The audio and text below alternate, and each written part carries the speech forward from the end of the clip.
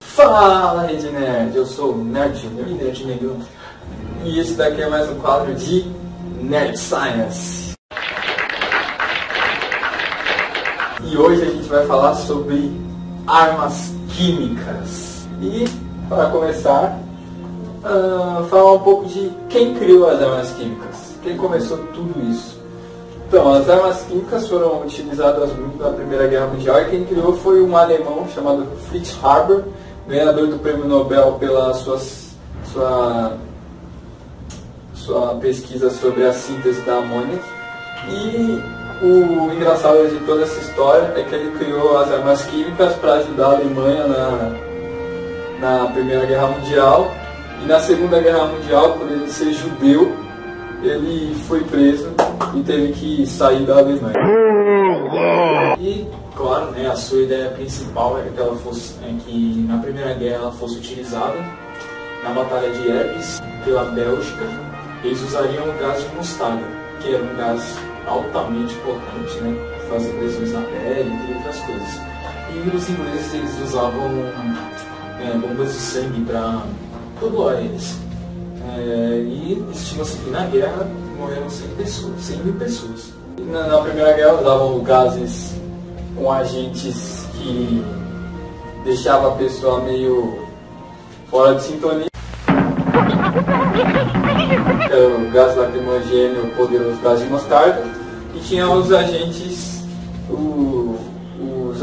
químicos, que eram os fosfogênio e o cloro. Estima-se também que quando eles jogavam, as bombas não davam tempo das pessoas colocarem a máscara, porque era tão rápida a bomba quando ela explodia que não dava tempo e elas acabavam morrendo intoxicadas ou com inúmeras lesões fortes na pele. Então, vamos falar sobre alguns gases que eram utilizados na Primeira Guerra Mundial. Tem o gás mostarda, os alemães usavam na Primeira Guerra Mundial, é um gás altamente perigoso, ele mata e causa feridas no pulmão, entre outras coisas. O que causava o gás mostarda? O gás mostarda, tipo, nas primeiras 24 horas, ele aparecia bolhas nas pessoas, onde ele atingiu, né, na parte da pele que ele atingiu, aparecia bolhas. Em casos extremos, ele poderia causar cegueira. E se a pessoa inalasse, ela poderia morrer por asfixia. E ele foi usado, ele começou a ser usado pela Alemanha na Guerra de Ypres, em 1917, contra os ingleses. É importante lembrar que o gás mostarda tinha tratamento, só que o tratamento não era tão eficaz, então era quase certo que a pessoa não ia conseguir se curar quando atingida pelo gás mostarda. Então agora vamos falar sobre o gás cloro. O gás cloro, que foi inventado pelo alemão Fritz Haber, que foi o que a gente falou no início. Ele inventou o gás cloro porque em 1915 acontecia muito guerra entre as trincheiras, ou seja, cada exército ficava nas suas trincheiras atirando um contra o outro. Então Fritz Haber criou o gás de cloro como se uma forma de estratégia para tirar o exército inimigo das trincheiras e para eles irem para campo aberto para então serem encurralados. Ele causava o quê? Ele fazia com que as pessoas começassem a ter uma sensação de irritação no pulmão, poderia causar um pouco de falta de ar e faz com que elas saiam, fazendo com que elas saiam das trincheiras. Mas essa irritação, o que ela fazia? Ela meio que desidratava o pulmão, aí o corpo, ele, como uma ação para aliviar um pouco essa irritação, ele jogava água nos pulmões. No caso, o que acontecia? Começava a formação de edemas e a pessoa poderia morrer asfixiada. Bom, então o tratamento para isso, né, seria um pouquinho de introdução de oxigênio bem úmido, para fazer com que o pulmão ele não precisasse desse tipo de recurso corpóreo. E, claro, ele precisaria também ou de uma traqueostomia para fazer com que ele começasse a poder respirar com uma melhor umidade. E para encerrar aqui na Primeira Guerra Mundial, a gente vai encerrar aqui com o gás fosfogênio, né, de categoria sufocante. Além de sufocar a pessoa, ele causava irritação na garganta, nos olhos e ele matava a pessoa por pneumonia pulmonar. Ele foi responsável por cerca de 85% das mortes de pessoas relacionadas a gases químicos. E por que ele era tão eficiente? Porque além de ele ser incolor, ele era inodor, ou seja, ele não tinha nem cor e não tinha nem cheiro. Então quando os soldados percebiam o ataque, já era tarde demais. Fala galera, então, de novo, tivemos problemas na gravação. Físicos aqui, né? E aí gravamos semanas depois, por causa que, como é o início de um trabalho, né, de um projeto, aí tá tipo, tendo que gravar todo dia, toda hora, e aí tá sobrecarregando e às vezes tá faltando alguma coisa. E aí a gente teve que gravar semanas depois, mas estamos já se acertando e não vai acontecer esse erro de novo. Agora vamos falar sobre as armas químicas na Segunda Guerra Mundial.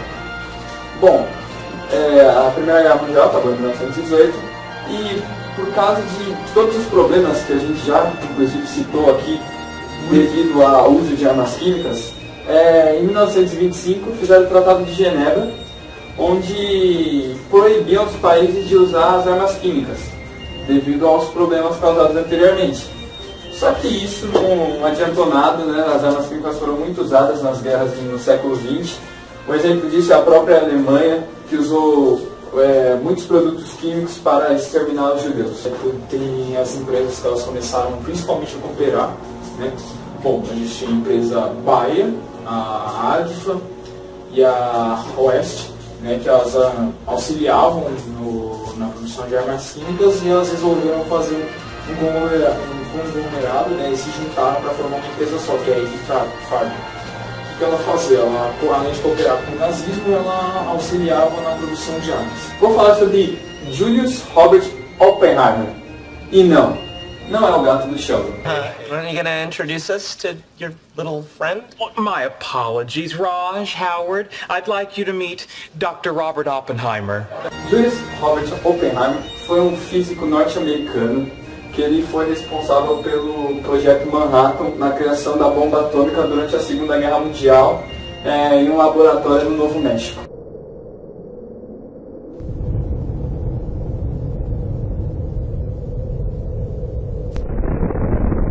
E claro, como muitos observaram nos seus livros de geografia e história, não. O resultado disso foi o bombardeio de Hiroshima e Nagasaki em 1945, quando ocorreu a Segunda Guerra Mundial, que foi o momento exato em que armas químicas elas foram usadas 100% em pessoas e para destruição de cidades, ou seja, numa guerra mesmo. E agora vamos fazer uma introdução básica aqui sobre os gases mais utilizados na Segunda Guerra. Bom, vamos começar então com o gás cianídrico, né? Todos conhecem como o gás do Holocausto judeu, o gás que caracterizou bastante o corredor polonês. Bom, então, o gás cianídrico, né? Ele vai pelo ar e a partir do momento que ele é inalado, ele já começa a sufocar a pessoa e assim vai.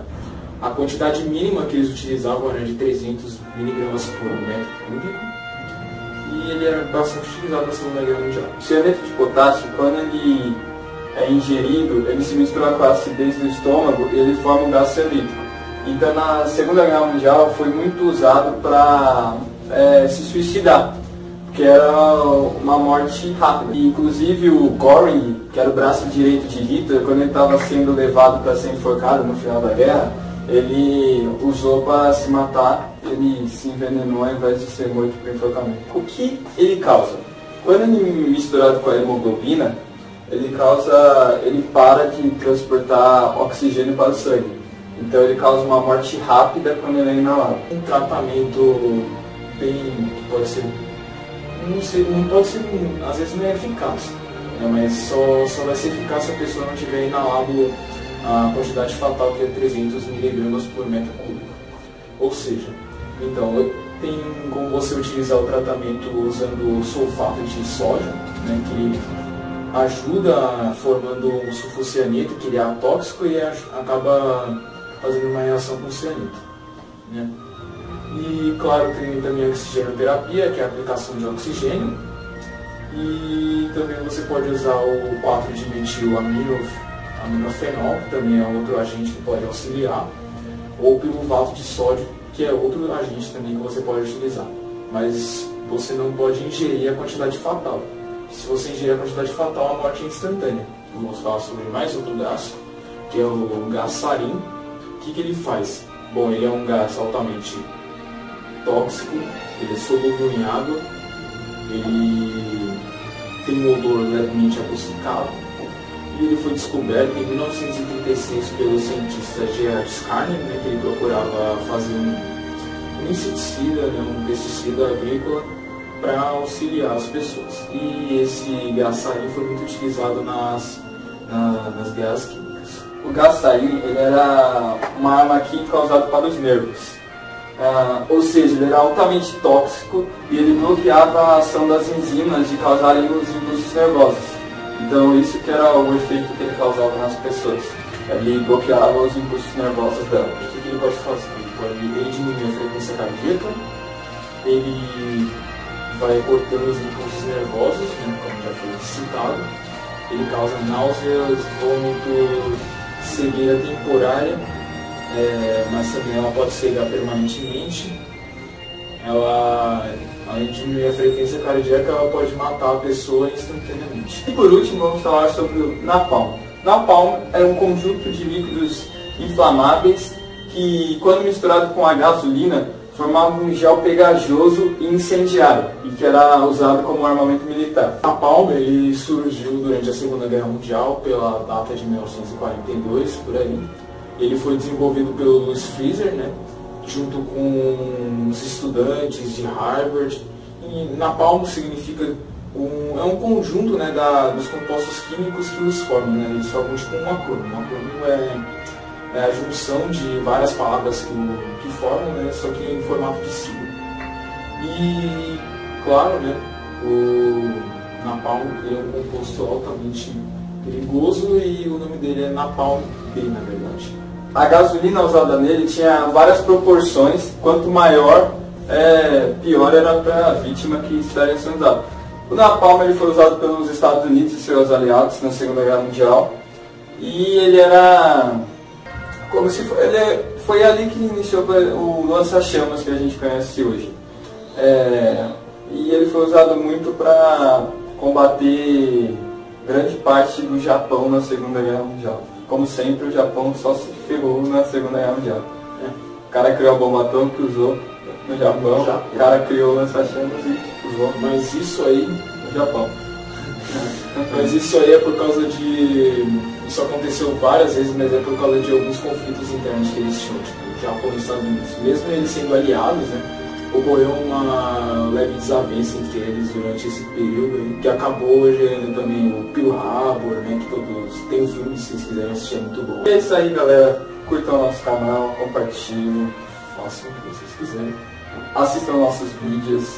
Toda semana aí a gente vai estar tendo um vídeo novo, postar ali, Nerd Science, Nerd Talk, Nerd Games, Nerd Song, Nerd Talk já tá pronto aí. Nerd Talk, que é o nosso primeiro quadro a ser lançado, né? Que é lançado na terça, Nerd Science aqui é na quinta. E é isso aí, curtam a gente lá na nossa página do Facebook, se inscrevam no nosso canal, compartilhem nossos vídeos, acessem nosso site. E é isso aí, apenas 2 anos.